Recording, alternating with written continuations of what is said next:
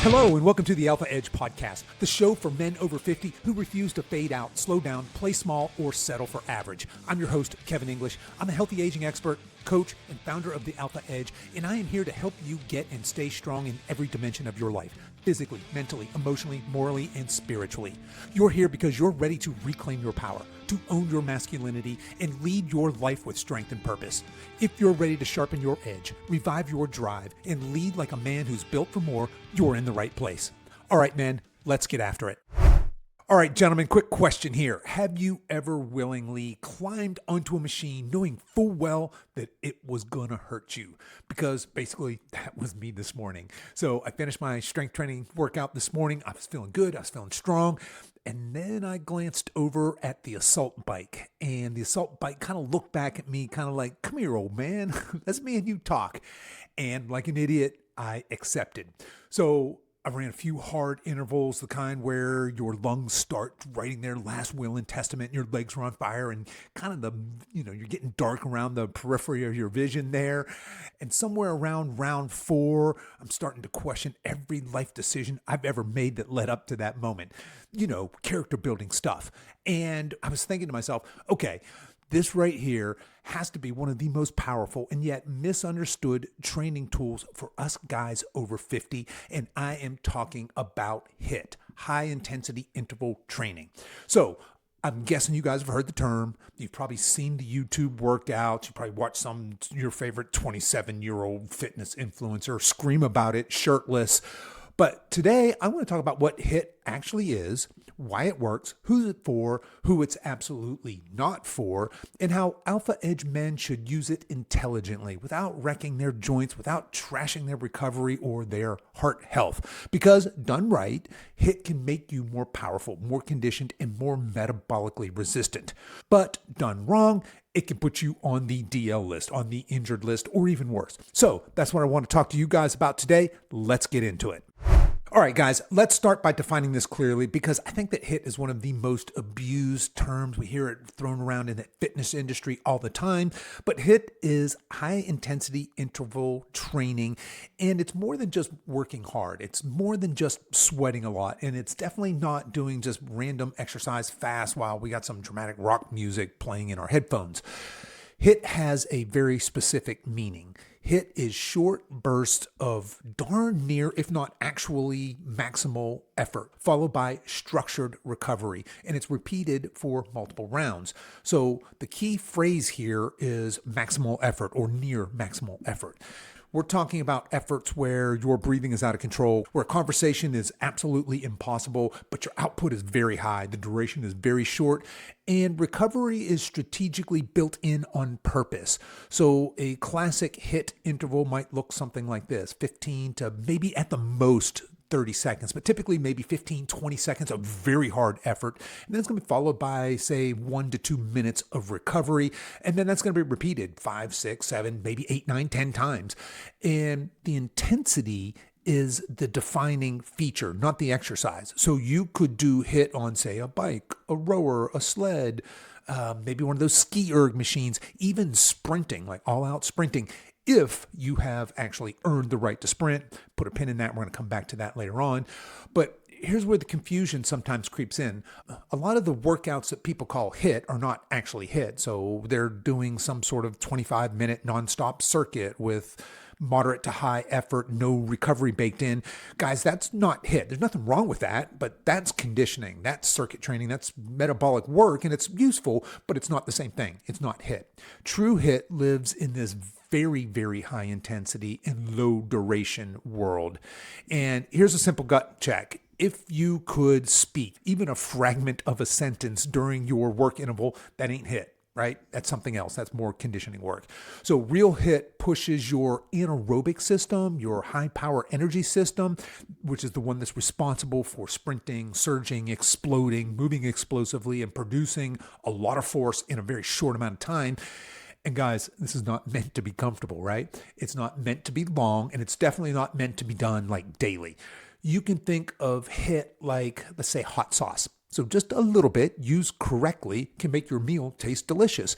But you pour the whole bottle on everything you're going to eat, and you're going to probably regret some life choices there. So let's talk about why HIIT is so effective and why, when it's used properly, it can be such a powerful tool for your performance, your conditioning, and your metabolic health. Because when HIIT is used correctly, it is one of the most powerful conditioning tools you've got in your training toolbox. Not because it's trendy and not because it's miserable, but because of what it does to your physiology. So first up, HIIT dramatically improves your VO2 max. This is your body's ability to use oxygen efficiently during really hard work. So in plain English, it's going to improve your engine. These HIIT workouts are going to improve your engine, give you a stronger engine. It's going to increase how much work you can do, how hard you can push, and how quickly you can recover between these efforts. And that matters for everything. I mean, that's going to bleed over into your strength training, your maybe sports like jiu-jitsu or pickleball. It's going to bleed into real life, things that you love to do, hiking, etc. Because life over 50 still has demands for bursts of energy, or at least it should, and not just, say, slow walking. Second, HIIT improves insulin sensitivity. Now, stick with me here. I know that sounds a little nerdy, but what this means is your body gets better at handling carbohydrates and blood sugar, which is a big, big deal for metabolic health and for fat loss, right? So your muscle becomes more like sponges and less like a brick wall when it comes to glucose uptake. So translate that as better fuel handling, less metabolic dysfunction.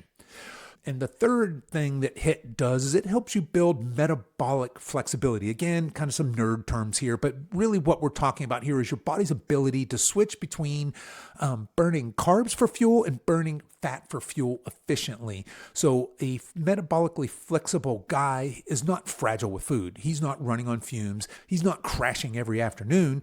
He can burn whatever fuel is available, and he can do it efficiently. And then fourth up here, HIIT preserves muscle way better than long, slow, grinding cardio sessions. Guys, this is big, especially for our age demographic. So traditional steady state cardio, specifically if it's done excessively, that's going to chip away at this lean type 2 muscle, fast twitch muscle tissue if your nutrition and strength training aren't really dialed in. And HIIT, because it uses this really high force output, sends a very different signal to the body. Basically, what HIIT is saying is keep this muscle because we still need power. And look, for an alpha edge men, muscle is not optional. Muscle is your metabolic currency. All right. And then fifth, when we talk about HIIT, it is incredibly time efficient. So you can get a really, really good conditioning stimulus in 5, 10, maybe 15 minutes. Now, that does not mean that it's going to replace strength training. It does not mean it replaces your daily restorative movement, but it's a powerful add-on when your foundation is already built.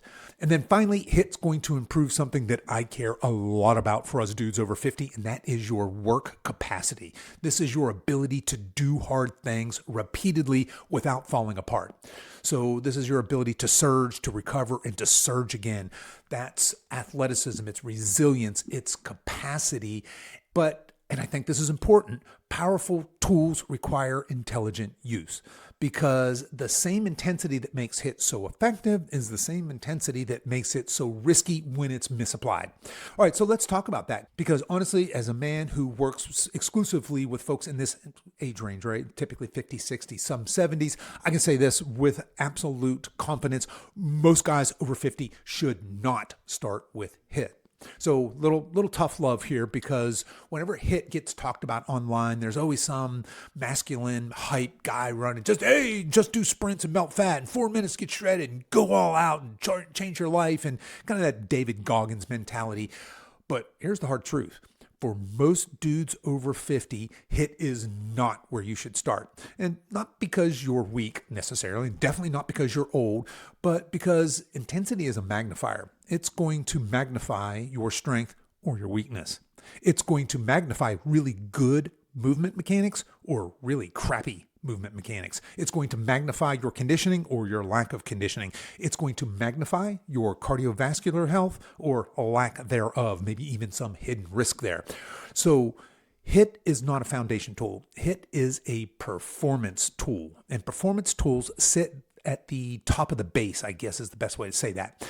So you can think of it this way. HIIT is best suited for men who are already strength training consistently. They're moving daily. They are metabolically healthy. They are free from any major joint limitations.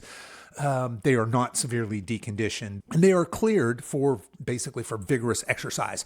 In other words, I feel like HIIT is reserved for those who have earned the right to go hard. Now, let me be crystal clear here. If a man has been sedentary, like overweight, not strength training, maybe not even walking, not sleeping well, maybe living on ultra-processed food, and then he hears this episode and he thinks to himself, you know what? I think I'm going to go run some all-out sprints tomorrow. That is a disaster plan. That's how hamstrings tear. That's how Achilles pop. That's how a back is going to spasm. That's how an ER visit happens, basically. And look, I'm not being dramatic here. I'm being protective. I'm being realistic, because the most dangerous combination of fitness is this: high motivation and no preparation. We see it all the time, right? So let me give you a simple rule here. If you haven't sprinted, and I mean truly sprinted in years, you are not a sprinter today. Not yet. And look, there's no shame in that. I'm not saying that to shame you. Capability and capacity can absolutely be rebuilt, but it's got to be rebuilt progressively. And this is where discipline's going to beat ego.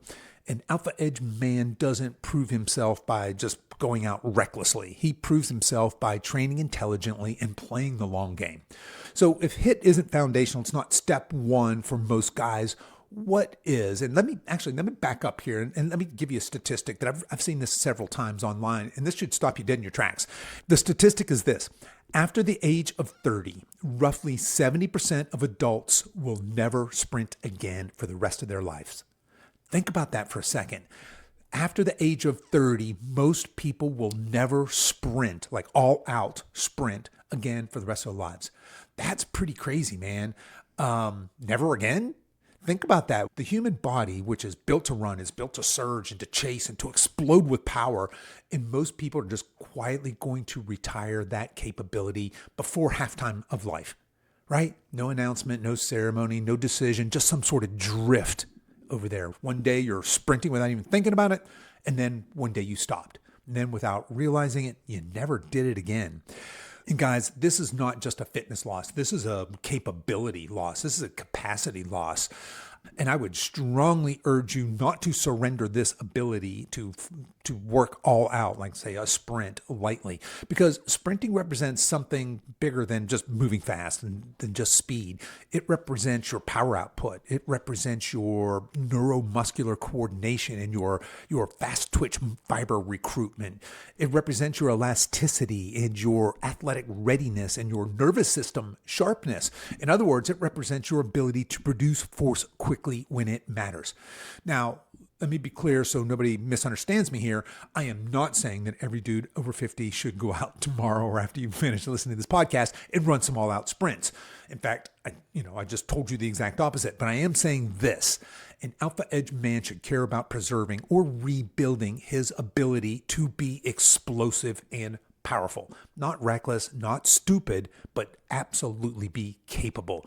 Because life still throws moments at you that require sudden effort. Maybe you slip, you catch yourself, you move something heavy, you react fast, you change direction, you accelerate. That's not marathon fitness. That's power fitness. And power is one of the first qualities to disappear when men stop training it. So here's the reframe for us guys. We don't train intensity because we're trying to be young again. We train intensity appropriately when it's appropriate because we refuse to become fragile. So there's a difference. Fragility creeps in quietly, like insidiously. You stop lifting heavy. You stop moving fast. You stop challenging your engine. You stop asking your body to perform, and the body listens. Capability is use dependent. You use it or you lose it. So the goal is to not go all out sprint tomorrow. The goal is to build the base that earns you the right to move powerfully again. And that's exactly what I want to talk to you guys about here. It's just kind of build a foundation that comes before HIIT ever enters your weekly routine. So for those of you that maybe you're not there today, you're listening to this, you're like, oh, okay, yeah, it has been maybe a little while since I've gone all out, maybe even decades, right? So if HIIT's not step one, and it's not for that subset of you folks, then let's build a prescription here, a foundation that every man should build before he worries about doing high intensity intervals. Because intensity without that foundation is how us guys get hurt. So foundation first, intensity second, performance third. That's going to be our progression here. So let's go step one, and this is non-negotiable: strength training. Guys, we talk about it all the time here. I'm really a fan of 3 days of full body functional strength training per week at a minimum. But look, that formula, there's a lot of different ways we can re-swizzle that. If you want to do body part bro splits, that's fine. If you want to do push-pull legs, that's fine. You want to do upper body split, that's fine. But you've got to have some sort of consistent, professionally designed, age-appropriate functional workout program that is built on getting you stronger. I'm not talking about random machines. I'm not talking about crappy, crazy circuits. I'm not talking about I walked around the gym and touched some things today.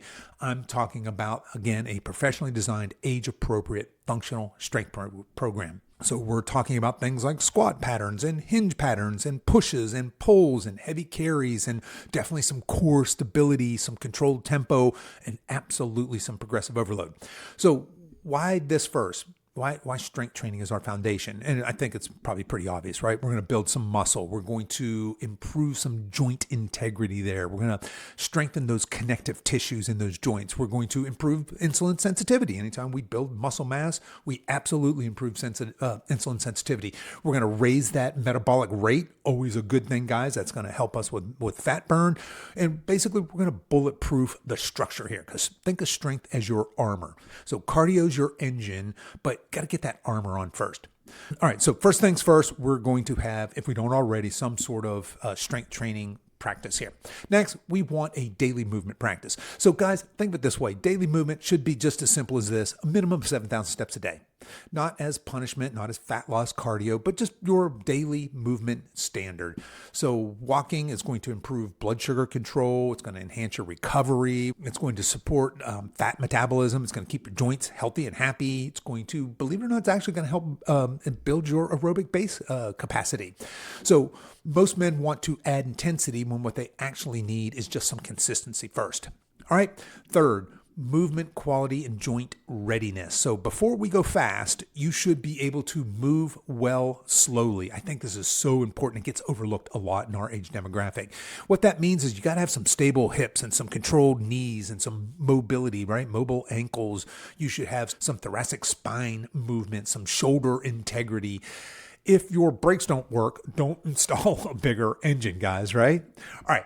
Fourth up, we got to have some sort of nutritional support that matches our training. You got to be eating enough protein. And guys, I've said this many, many times, that your goal is to eat 1 gram of protein per pound of ideal body weight every single day. And I want that coming from clean, lean protein sources. We want to think of ourselves as fueling for training, not crash dieting and not under recovering, right? So think of it like this: HIIT layered onto underfed, under-recovered men is a cortisol festival just begging to get you hurt. That is not a fitness plan. All right. And then fifth, before we start a HIIT program, we want to make sure we are taking into account just the recovery basics, we'll call them. So for us guys, that means we should be sleeping a minimum of 7 hours every night. We should be managing stress. We should make sure that we are hydrating, and we want to make sure we're taking rest days seriously, because high intensity pulls hard on the nervous system, right? And a smoked nervous system does not adapt. It breaks down, right? So if you're already a bit of a train wreck and then you throw HIIT on top of that, no bueno. So here's a simple Alpha Edge readiness checklist. Yeah, we'll call this our Alpha Edge HIIT readiness checklist before we start any sort of high intensity work. So if you are training 3 days a week, you're walking daily, you're sleeping decently, you're eating like a grown-ass man, you're moving without pain, and you're consistent for at least, let's call it 8 to 12 weeks. Now we can start talking about adding some intervals. But I don't think you should be before that. I mean, let me say that strongly. It's not that I don't think. I'm sure you should not be adding HIIT before that. So look, this isn't about slowing you down. This is about keeping you in the fight for the long haul, because nothing's going to kill momentum like an injury. Nothing's going to kill your confidence like a setback, and nothing's going to kill your progress like you having to stop.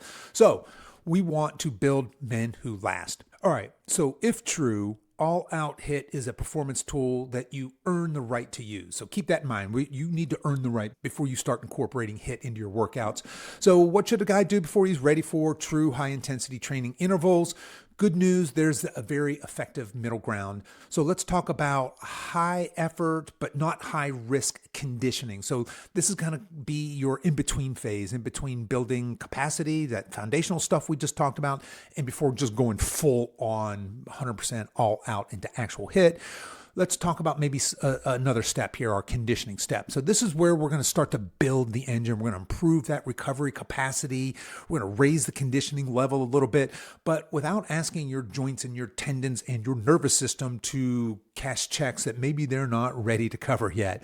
So think about this as our on-ramp before the highway. So I got a couple of entry points for you here. Let's talk about them. So entry point number one, we can talk about some brisk incline walking intervals. I actually love this. And I think that just incline walking, whether that's if you live outdoors and you have hills, fine, or on a treadmill in the gym, that's fine. I think this is criminally underrated. Incline treadmill walking, or obviously hill walking outdoors, better yet, is one of the safest and most effective conditioning and fat burning tools, by the way, for dudes over 50. So try an interval like something like this, 2 to 3 minutes at a nice brisk uphill pace, and then maybe 2 minutes at an easy pace, and just repeat that for, 6-10 rounds, somewhere in there.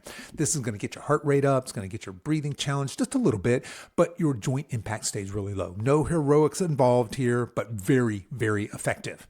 Entry point number two, like maybe some moderate bike or rower intervals. So again, notice I did not say all out bike or rower intervals, but moderate intervals.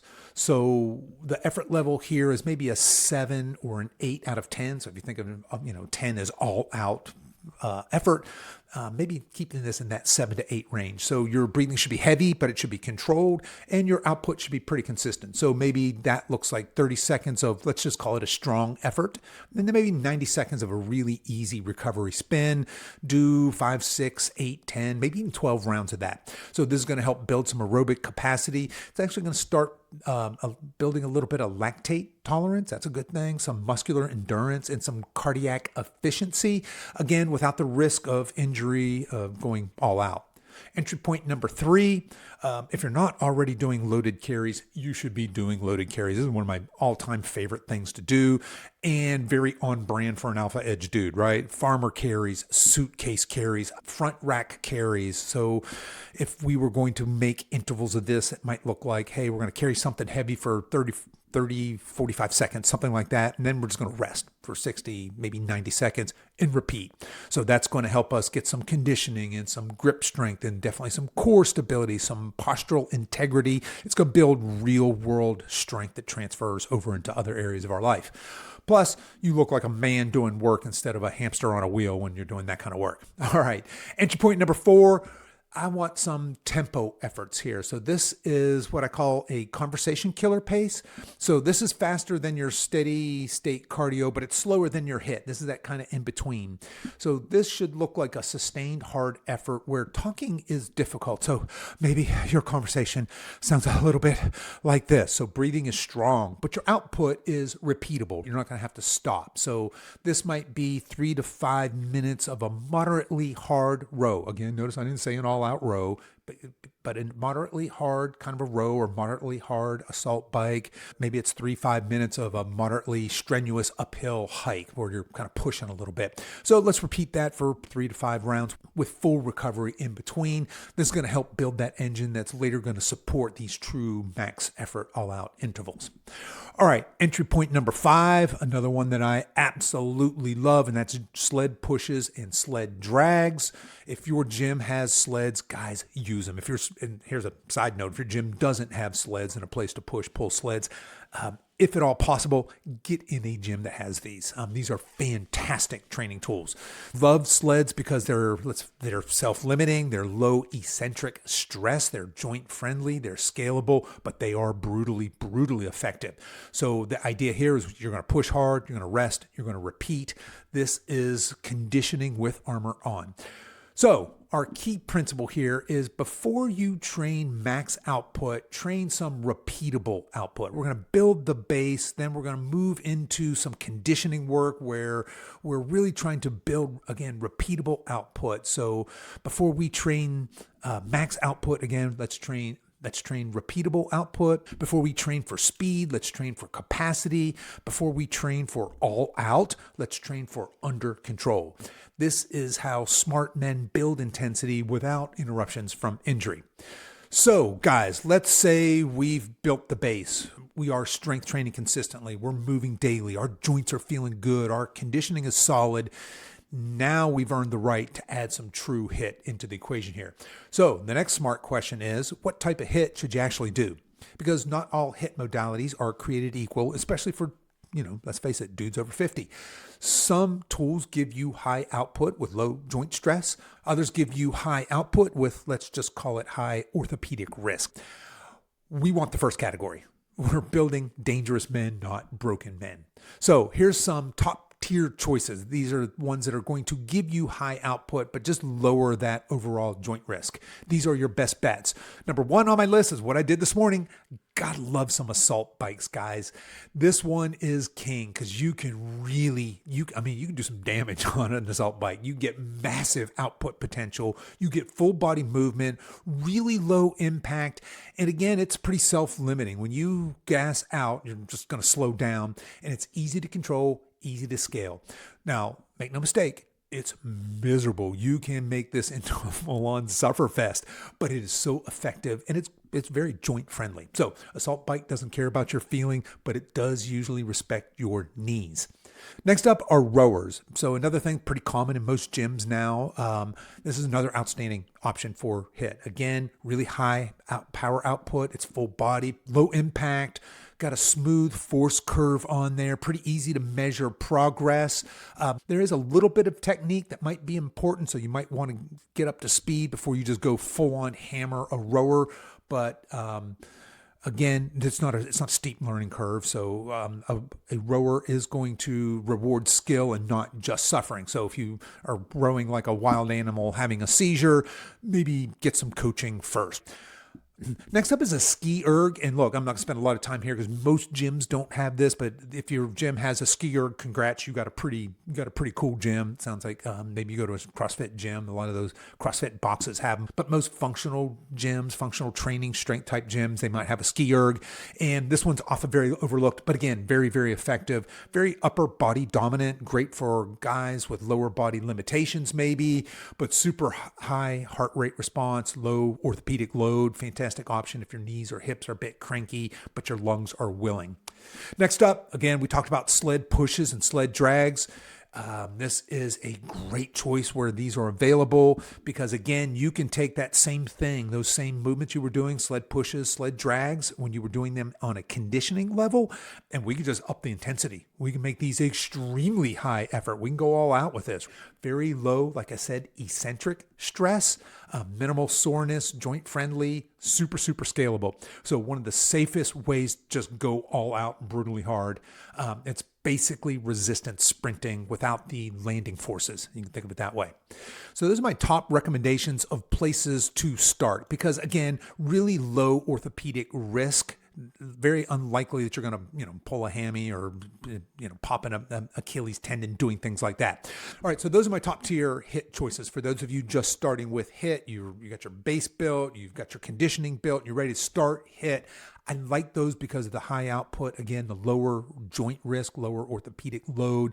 Again, that's going to be your air bike or assault bike, a rower. If you've got access to a ski erg, that's a good machine. And certainly sled pushes, sled drags. We're just upping the intensity there.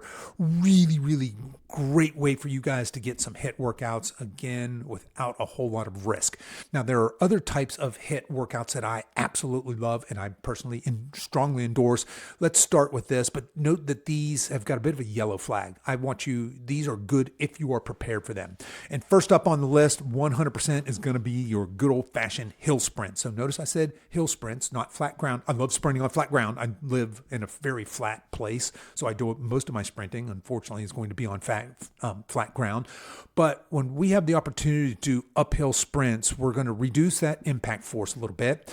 We're going to reduce overstriding, which we can easily do on flat ground. We're going to lower, believe it or not, hamstring injury risk, and it's going to naturally limit that all-out top speed. So it's going to be just a little bit safer, but this is still going to require a true strength base. It's going to require some tissue preparation, and you want to gradually build up to that. So again, I feel like this is one you need to earn. Don't rush it. If you've not sprinted all out in some time, please don't go find a hill tomorrow and run up it as hard as you can in 15-second intervals, right? And then next here, let's just talk about some just what I do quite frequently here myself is just flat ground all-out sprinting. This is admittedly higher risk. You want to use this with caution, or let me say that another way. You want to make sure you've built up to this and you feel comfortable with this, because this is a very powerful, maybe the most powerful, but also the most dangerous option for the dude over 50. We've got our highest hamstring load here. We've got the highest tendon stress here, and we've got the highest risk for injury rate, especially when we're unprepared, or I'd say almost exclusively. I mean, most guys that are prepared for all-out sprinting on flat ground are not getting themselves injured, right? So can it be done safely? 100% absolutely. I do it all the time, but only with progressive sprint prep. These are things like drills, gradual exposure, some technical work. So you should have excellent running form. If you are a heel striker and you're a pronator and you're compensating that with these goofy, big padded shoes, you need to work on running form before you ever worry about. Get out of those big padded running shoes. I don't care what the person at Fleet Feet or your running store told you. Get out of there, get in some minimal drop shoes, and work on running technique first. But just know that all-out flat ground sprinting or going to your local track is not, a get motivated from a podcast and go hammer it kind of activity. Okay, so that's all-out sprints. Like I said at the very beginning, most people over 30 are never going to do that again in their life. I don't think we should surrender that lightly, but I do think you should be prepared before you start doing that. All right, from there we might move into even a higher, let's say, injury risk, or especially if we haven't paid our dues and aren't prepared for this. But I really love things like repeated jump intervals, bounding, depth jumps. This is not as ideal as HIIT tool for a lot of men in our age group, but it is good for you guys, or even great for you guys out there that are very well conditioned, you are athletes, but this is going to be high risk movement for you weekend warriors. So I would use that sparingly, if at all, unless again, you are highly trained. All right. So here's basically what we want to do. We want to choose HIIT tools that are high output, low impact, self-limiting, easily scalable, and they're technically controllable. So in other words, we want lungs and muscles to quit before, say, joints and tendons do. That's smart programming. So let's talk about what that would look like in the real world. Let's talk about how to actually program HIIT without, wrecking yourself. So let's make it practical. So now you guys know what HIIT is and what it isn't. You know who it's for, who it's not. You know which modalities are probably the smartest, especially if you're just starting. Let's talk about how would you program it like a disciplined man, not like some 25-year-old fitness influencer dude. Because with HIIT, the biggest mistake is not doing too little. It's doing too much, too often, and too soon. So first up, let's talk about frequency. How often should you do HIIT? And this is actually pretty simple. For most guys over 50, 1 to 2 HIIT sessions per week max. Not 5 days a week, not after every strength training work, just 1, maybe 2 for you more advanced dudes, and that's it. So not daily, not every workout, not whenever you're feeling guilty because of what you ate. Remember that HIIT is a nervous system stressor. It's not just a calorie burn tool. So more is not better. Better is better. So if you're strength training 3 days per week, which you absolutely should be, HIIT is the side dish. It's not the main course. Like we said, it's the hot sauce. So that's your frequency. Now let's talk about placement. Like, when should you do your HIIT? Your best option number 1 is after strength training. So we're going to do our lift, and then we're going to do our interval, our HIIT work second. We're going to keep those intervals very short, very focused. So this preserves strength quality, and it's going to keep conditioning from interfering with your primary adaptation, which is muscle and force. Option number 2 is just going to be on a separate day. So short, dedicated conditioning day, no heavy lifting before. We're just going to go out and we're going to get after it. Again, this is a 10 to 15 minute session. This is not a 45-minute session. And this is really good for performance-focused guys. So that's when you should do HIIT. Let's talk about when you should not do HIIT. So do not do HIIT when you've slept like garbage, when you're crazy stressed out, when you're under eating, when your joints are flared up, when you're already fried from strength training, and when you're trying to burn off bad eating. Guys, HIIT is not punishment. It is performance work. All right, next up, let's talk about work to rest ratios, because really this is the secret sauce. True HIIT requires full or really near full recovery between efforts. So this morning, for example, I was going 20 seconds all out, just as hard as I possibly could for 20 seconds. And then I was taking 1 minute and 40 seconds of rest. These were 2-minute intervals. And you can think of that as a 1 to 5 work to rest ratio. So every interval is actually really high intensity. So your general rule of thumb here should be your rest should be at least 3 to 5 times the work interval for true power output, right? So maybe that's 15 seconds hard, 60 to 90 seconds easy. 20 seconds hard, 100 to 140 seconds easy. 30 seconds hard, maybe 2 to 3 minutes easy. Because if rest is too short, the intensity is going to drop and you're no longer doing HIIT. You're doing something else. You're just suffering continuously. So different adaptation. Not that that's wrong, right? There's different training modalities, but you're no longer doing HIIT if you're not fully recovering or near fully recovering in between those intervals. All right, let's talk about a couple HIIT starter templates, if you will, what to do. And I think a really conservative entry point here, great for first exposure once your foundation is built, is your air bike, the assault bike or air bike.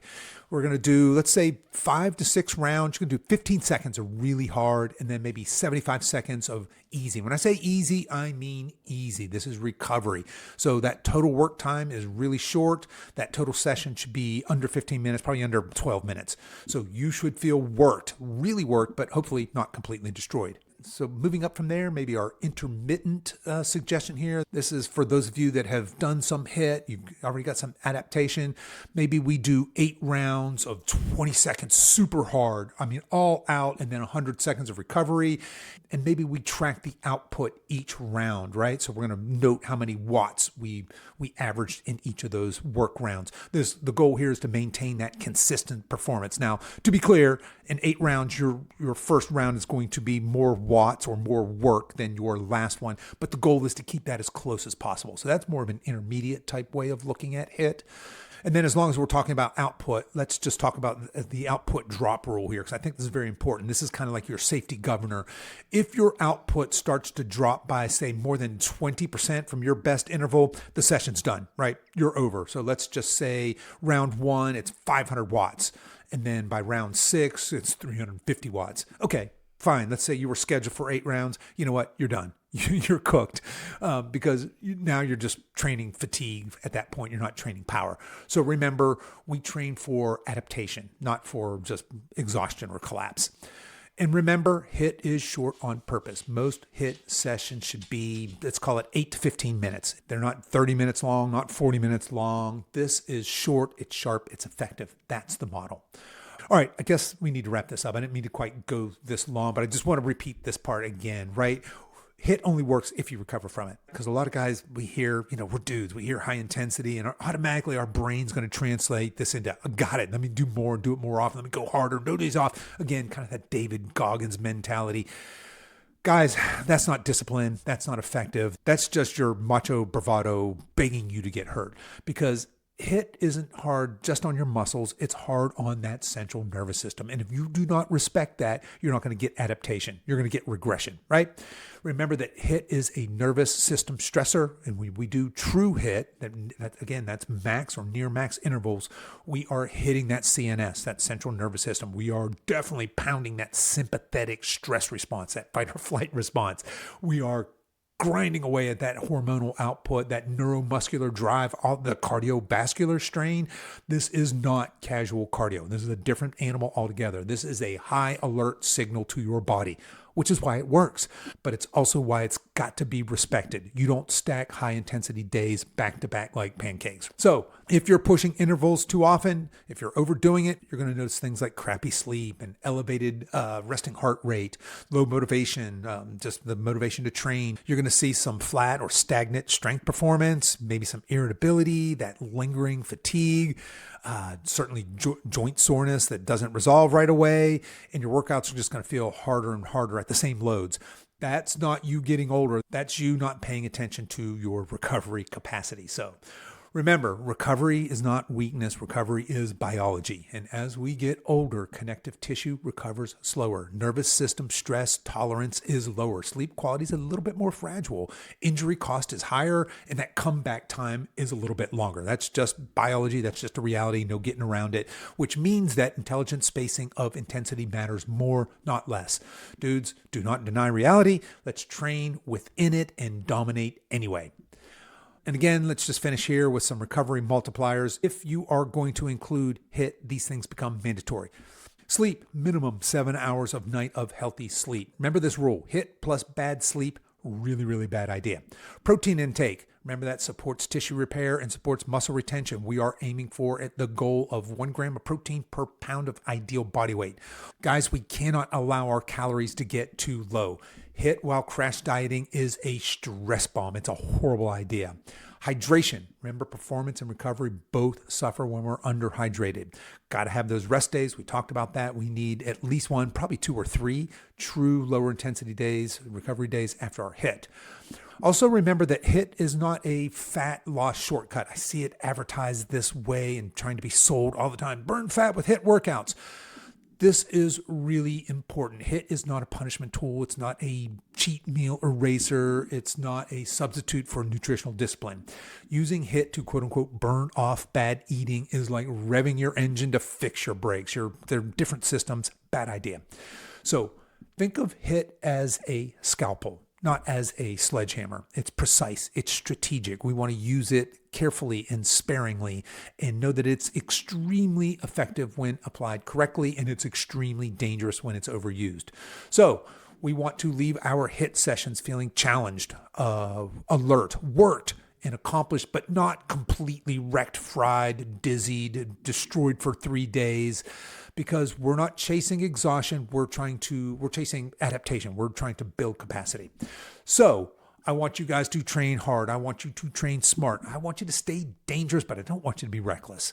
So remember, HIIT is a powerful tool. It's going to build your engine. It's going to improve your conditioning. It's going to increase your metabolic resilience. It's going to preserve your power. It's going to keep you capable well into the second half of your life, but only if you use it intelligently, not emotionally, not impulsively, not because some shredded up 28-year-old on social media is yelling at you through your iPhone.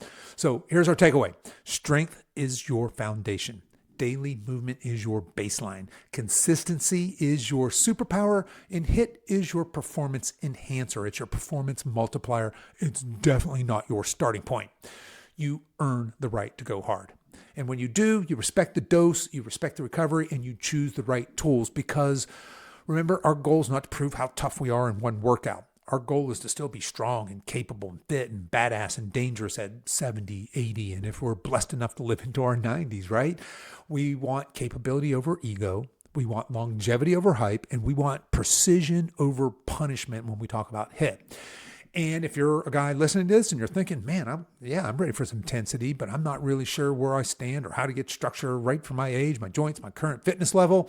That's exactly why I built the Alpha Edge framework and coaching system. Inside the Alpha Edge, we program this stuff intelligently. Strength first, capacity second, intensity earned, recovery respected, progress measured, no guesswork, no random punishment workouts, no macho stupidity disguised as discipline.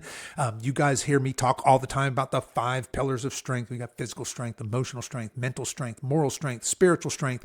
And I really strongly believe that physical strength is the foundation, guys. If we don't take care of this sacred vessel that we're given, we are really going to be hard pressed to be holistically strong. So if you guys want any help building strong, capable, resilient bodies and doing it the smart way, just reach out to me, right? I'm at kevin@alphaedgearmy.com, or you can check out more info in the show notes. All right, that's what I've got for you this week, guys. Until next time, train hard, train smart, build strength, keep your edge, and stay dangerous.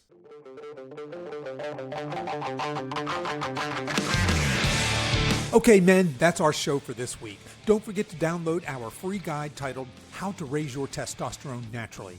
You can find the download link in the show notes for this episode on whatever app you're listening to this podcast on. If you've enjoyed today's show, here are 3 ways you can support us. Number 1, share this episode with a friend. Number 2, make sure to like and follow this show, and please consider leaving us a 5-star review.